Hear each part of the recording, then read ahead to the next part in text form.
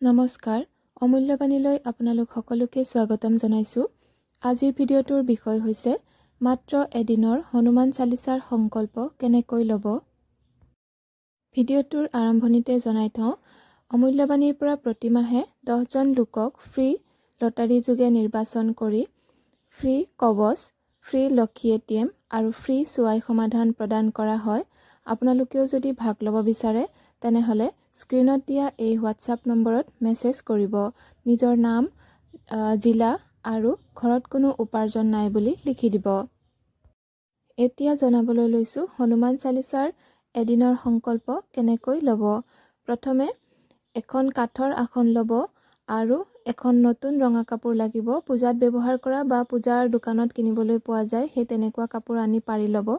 গংগাজল ছটিয়াব আৰু যদি আপোনাৰ শ্ৰী ৰাম দৰবাৰৰ ফটো আছে সেই ফটো আপুনি আসনৰ ওপৰত ৰাখিব আৰু কাষতে হনুমান বাবাৰ যদি ফটো বা মূৰ্তি আছে ৰাখি দিব।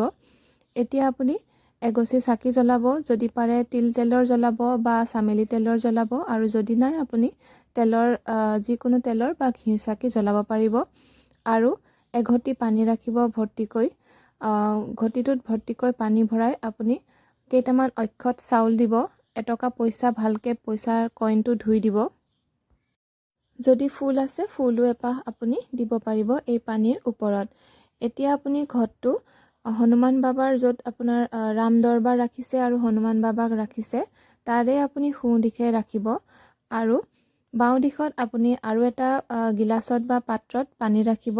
আপুনি খাবৰ কাৰণে বা যাৰ কাৰণে আপুনি সংকল্প ল'বলৈ লৈছে তেওঁক যদি খুৱাব পাৰে তেওঁৰ কাৰণে আপুনি কৰিবৰ বাবে আপোনাৰ সন্মুখত ৰাখিলেও হ'ব। এটা গিলাচ বা আপুনি এটা চাফা পৰিষ্কাৰ পাত্ৰত পানী ভৰ্তিকৈ ভৰাই ৰাখি ল'ব সন্মুখত। এতিয়া আপুনি অলপমান পানী আপোনাৰ সোঁ হাতৰ তলুৱাত লৈ দুটামান আপুনি অক্ষত মানে নভঙা চাউলো ল'ব পাৰে হাতত।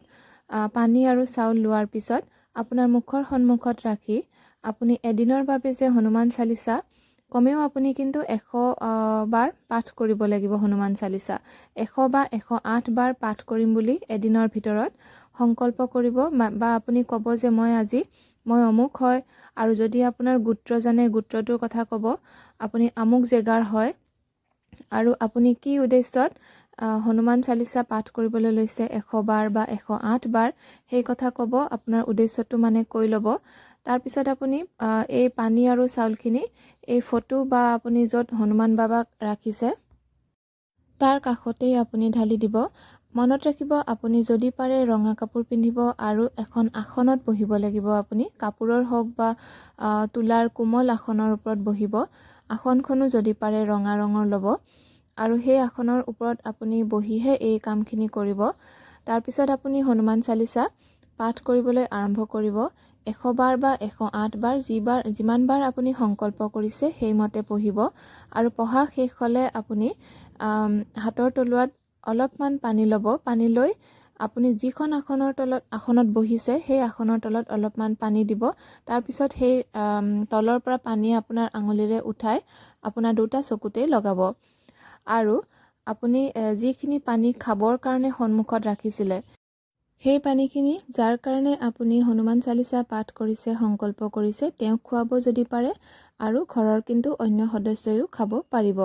এটা কথা ক'বলৈ থাকি গৈছিল, আপুনি চাকি জ্বলোৱাৰ পিছত সংকল্প লোৱাৰ পিছত হনুমান চালিচা পাঠ কৰিবলৈ আৰম্ভ কৰাৰ আগতে শ্ৰী ৰাম নাম 108 বাৰ জপ কৰিব মালাৰে আৰু ৰুদ্ৰাক্ষ মালাৰে বা যিকোনো মালাৰে আপুনি জপ কৰিব পাৰিব।